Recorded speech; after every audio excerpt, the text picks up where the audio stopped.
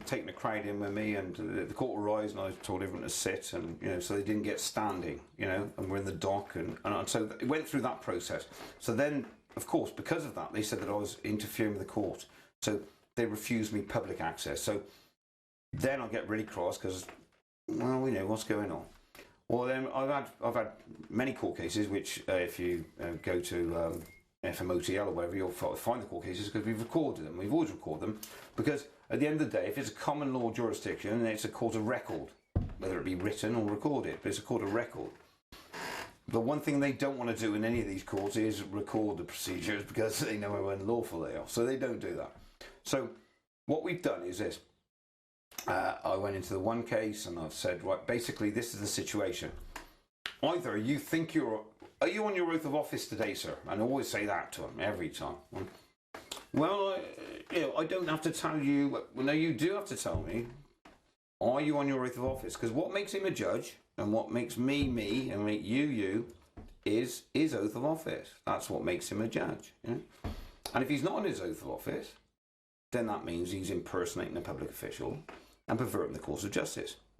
But the problem for him is if he is on his oath of office, or believes he is, then under the unlawful administration of an oath, Statutory Declarations 1835, Section 13, you arrest him because it's not a common law offence that you're there for. You're for council tax or motoring or whatever. So I've had several of these things happen to me. And I always record them, as I say, and you can find the information out, But I've had a recent one where I've gone to the magistrates, and they called me back 13 times because we own a lot of property in town. And I did this basically because I knew I was going to win the case. I wasn't, I'm being a little bit facetious here, really, but because they keep calling this case back, and they can't deal with it because if a magistrate's court's dealt with something, it has to go to a higher authority, i.e. an appeal process or a judicial review. And it hasn't gone there. All they do is keep hitting me with the same documentation. We want to cut your electric off. We want to cut your electric off. And they kept doing it. So we went, myself and Veronica Chapman, who's an expert in common law, John Hurst, who's an expert in statute law, and Roger Hayes, who's an expert in constitutional law. And I took them as my representatives, and I made a quite dramatic speech to them, saying that basically our courts have been usurped by these corporations because they're hiring the courts for the day, and they've usurped our courts, and they're being supported by these treacherous and corrupt judges who, knowing what they're doing, are doing them and not on their oath of office. So I'm going to arrest them. And I told the judge 2 weeks before, I wrote to his legal advisor saying if he sat before me and was behaving unlawfully, then I would be arresting him on that day. And so she responded saying, your comments are noted but not accepted. Documentation available. And so then when I turned up in court, what he'd done is he bottled it, and he got 3 magistrates. Well, magistrates are just lay people. They're volunteers. Listen, man, they're just trying to do their public duty. So I unfortunately had to tell them, listen, explain the details, and unfortunately I'm sorry because I thought it was going to be Judge Morgan here. But you're going to do your job today, or I'm going to arrest you. And so the choice is yours. And well, my words, I will arrest you if you don't do your duty. So they retired. The advantage of that was after Birkenhead, because we'd had such an awakening of what happened. The advantage was when the magistrates retired to their room, the police officers, which shouldn't have even been in the courtroom really, but I mean, we're in there. We're talking to John, and they were saying, "Well, how do we process these people?" Because what we're saying is this: if you listen, it doesn't matter if there's 100 of us in the court, and there's a judge telling us that something's lawful. If we can prove that he's behaving unlawfully, the police should arrest him. Then they're not the jury, they're not the judge. They should arrest the people that they believe are breaking the law. And if it's the judge, then arrest the judge. Don't come and try to arrest us lot. Because what we're doing is completely within the boundaries of the law. And so, the man you should be arresting is the man that you're helping out of the courtroom. Well, police officers, wake up.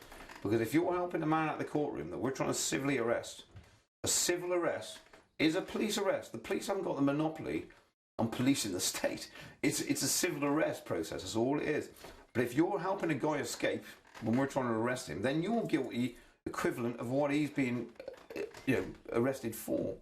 And we've explained this to the police. And in all fairness, from my time with the police, but in all fairness, the police are genuinely beginning to understand this. And they genuinely, listen, they're being stitched up the same as us. We've got a minority of people that paying council workers 150, 200,000 pound a year. These guys couldn't get 30 grand a year on Civvy Street. Who consented to them earning that money? We certainly didn't. Where's all the money going? Oh, it's going down the back of a settee somewhere. Listen, these guys are greedy individuals, okay? We eat one meal, drive one car, live in one house, right? These are greedy individuals who are earning way beyond their capacity. They're being neurolinguistically programmed by things like common purpose into operating in the same factions together. And we got to take them to task. And this is what we are doing. So, make no bones about it. I've had, I went to court on the one day. I mean, I've had several of these cases, and I told the magistrates, unfortunately, I wanted to tell the judge, because I wanted to arrest the judge. I did want to personally, that's personal process for. But I'm going to arrest this guy, because he's kept adjourning a case that he can't lawfully adjourn. But when the magistrates came out and they did as I'd said, so they didn't get arrested, within 36 hours, I woke up at 5 o'clock in the morning. I live in a small hamlet. I had 3 police cars and a police van at the front of my house with blue lights flashing 5 o'clock in the morning. My heavily pregnant daughter, 9 months pregnant, is wandering about the house. And I've got coppers arresting me for harassment of a council official. Well, and then when I was taken there, was a letter that I'd written 6 weeks earlier, which I recorded delivery to them. I wanted them to read it. What's wrong with it? What is wrong with that letter? There's nothing wrong with that letter. So they kidnapped me, basically. I've put them on £1,000 each fee schedule with the police. The coppers are fine. But who give the authorisation for me to be arrested at 5 in the morning for a letter written 6 weeks before? Who gave that authorisation? Well, it ended up it was an inspector. And he obviously thinks that he's going to be a chief inspector or something, which is operating under common purpose and whatever. I don't even know what their game is. But at the end of the day, you've kidnapped me from my house for unlawfully at 5 o'clock in the morning and put me in custody. So after 12 hours, the first thing I do, and the first thing I advise everyone to do, okay, is just question things and look into things. Go on your own educational process. So when they took me into the police station, and they then put me in the interview room 12 hours later, the first thing I do, and I would tell everyone to do this, right, is when I went in, it said, right, okay, I will answer any questions you want. I'm not breaking the law. I'm being a lawful geezer. I'll answer any questions you want. Right? But as long as you answer one for me then, girls, because there's 2 lady police officers who'd been really nice to me. And they said, yes, okay, that's fine. So camera, lights, action, off we go, right? And what they said was, okay, you want to ask us a question? We're prepared to answer it. I said, right, okay. Do you know what Article 45 of the Magna Carta states? And they both looked at each other and they looked at me and they were very honest. They said, we haven't a clue. I said, fine, great. Well, we've got a real issue. Because Article 45, which is our constitutional rights, okay, not some statute, states that basically all officers, bailiffs and sheriffs, anyone who's involved in the law, shall know the law. Well, if you don't know there's a law saying that you shall know the law, you've arrested and brought me down here and want to talk about the law, then where are we going? How can we even start the conversation? Well, do you want us to get an inspector? I said, no, we've got... Look, is the inspector going to know anymore? But I mean, what I'm saying is, at the end of the day, no matter which way this goes, which it is going, we're talking in intellectual Egypt and things, Middle East, whichever way it is going, we need people who are good police officers. We need people who are good judges, but what we don't need is parasitical animals that are sucking the lifeblood out of us, which is what we're getting at the moment. So, and this is what my perspective is, look, we can eat one meal, we can drive one car and live in one house, right? Look, as long as we're all content and happy, what more can we want, yeah? But these animals, they put a black bin bag outside my house and then they want £3 a year. You know, council tax for this, my property. 90 quid a week for a black bin bag, sorry. You know. So what I've done is I give them an opportunity to tender. So, you know, this year I've sent them, oh, I understand that you're in the market for services and you want to provide me with services. Well, I'm giving you the opportunity to tender you and provide me with references. Quite happy to deal with you. And so I've given them all this shit, you know what I mean? But listen, these are all just different ways of getting to the same beast and stabbing him with a fork. And look, you know, I'll take something on board, even if I know it's a no-goer, just to see how they react. And then what we should do is, as you know, the giants that we are involved in this movement, is like Mark Stevens says, shepherdise the cases. We put them all together on a public record. And we know what we're doing. If they're operating in a different realm. And if I can get what I want from this is this. That we set, and I've got enough documentary evidence for myself, but if we set a class action up in this country, with thousands of us, state that for the last 20, 30 years, we've actually been defrauded by the Bar Association and by the Law Society. And we ain't dealing with these people, because they're criminals, yeah? And we get as many people as we can on the page for that, yeah? Then when they want to deal with us, if we've not broken the common law jurisdiction of this country, they can't deal with us under statute. So we're technically a separate society. So we're talking about basically, but this is what, you know, is fascinating to me, is what the gypsy people have done. This is why, because they don't register their children. They can't get their children taken off them because they haven't given registration to them. And this is why they allow them to build places. Look, we're all, you know, we've all got our own diplomatic immunity, and once we realise what sovereignty is, then that's the change in the paradigm. And what's happening now is this: if we can get I'm not here with a list wanting people, but what I'm saying is, if we all get enough people on the same page, which we are, what we do is this: we put a class action against them organised bodies, those societies, the Law Society, the Bar Association, and we think, whoa, these people are criminals, yeah. And we've got documentary evidence proving that they're criminals. We can't deal with these statutes they're imposing upon us. We'll deal with the common law, and this is a common law jurisdiction. But the fact that I don't put my bin out on the right day and they want 100 quid, well, that's one of their rules. They're company rules. They're company rules, and we're not part of their company.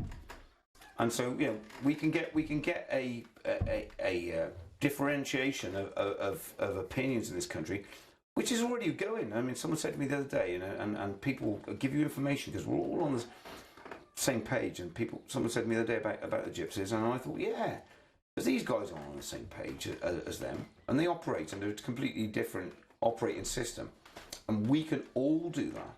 We can all do that, and if we get a big class action going, we'll work a paradigm of you know, culture. Okay, where they operate under their statutes, say you want to abide by their rules, abide by them, fine, okay? You want to do that, you want to get the benefits off them, whatever they are, you know what I mean, yeah? For whatever you're paying out, fine. We're operating over here, okay? And don't mess with us, because every time you mess with us, we've got a common law, you know, remedy for it. And I mean, that is a thing. We've got to respect that there are people that realise this. If you actually look in the history of it, realise this hundreds of years ago. And if you read Plato the Republic, pretty heavy reading, and Socrates and stuff, you realise that democracy is only a part of a process. It develops into tyranny, and it develops into oligarchy, and then it develops into democracy, and then tyranny, and it just goes through a process. Oh, probably got the wrong way around there, and that's what happens. You know, the government that you employ, they end up, you know, sorting out their family and the army and people and civil servants. And then they start making loads of money, and then we end up like Chelsea football club owners, you know, who've robbed the Russians or whatever, by spending billions and billions of pounds on nonsense, yeah? Well, people are starving all over the world. And so that quickly evolves into a tyranny, yeah? And, you know, I'm scooting around the edges here, but I mean, that's what you get. So read history, I mean, and the people that have actually put the cards on the table. And thank God, you know, we had people hundreds of years ago who could see this for what it was, because it's never been any different. Modern society, hey, listen, man, the same nonsense has been going on for hundreds of years, yeah?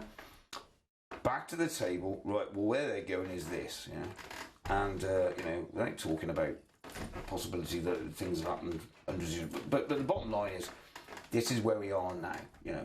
And this is why we've got millions of people march on, you know, no war in Iraq, you know, and flag wavers as far as the government are concerned, do you know what I mean? Don't do nothing about it, you know what I mean? It ends up being a load of crap and nobody, who cares, you know what I mean? So, you know, oh yeah, listen, we got to stop flag waving, okay, and we got to start doing something about it. And the way to do it is get education and realising that these people are stitching us. I'm challenging them. Challenge them. Listen, if I'm challenging a parking ticket for £60 and it's going to cost them £400 to get that £60 off me, okay?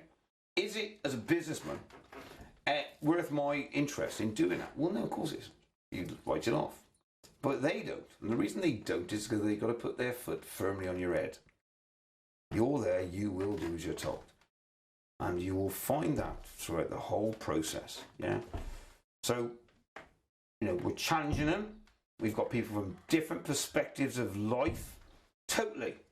But we're all together on the same table. And the old paradigm of, oh, I could keep my cards close to my chest because I make loads of money out of this and I don't want no one else to know. Look, it's all that game's gone.